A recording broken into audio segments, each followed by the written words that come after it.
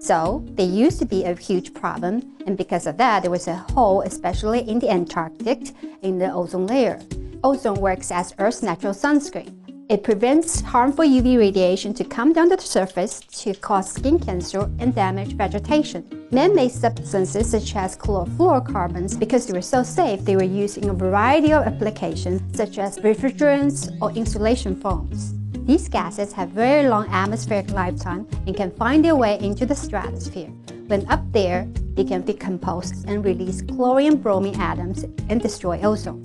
Although there are ozone-depleting gases everywhere in the atmosphere, the ozone hole forms in the Antarctic because of the special weather conditions there. The very cold temperatures in Antarctic can form ice clouds called polar stratospheric clouds. Special chemical reactions can occur on these clouds and destroy ozone and form a hole in the Antarctic during spring. The ozone-depleting gases have been regulated by the Montreal Protocol, which is an international agreement signed by all countries around the world. And because of this, their levels in the atmosphere has been decreasing.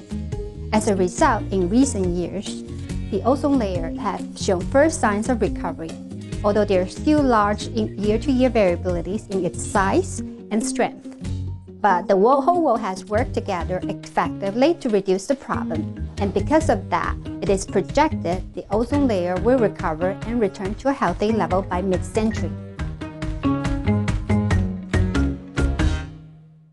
Hey there! Thanks for checking out our channel Iconoscope Exploring the Cosmos. Be sure to subscribe to stay up to date on all the informative content related to space science and astrobiology. You can also click on any of the videos around me to watch the latest from Iconoscope Exploring the Cosmos. Thanks for watching!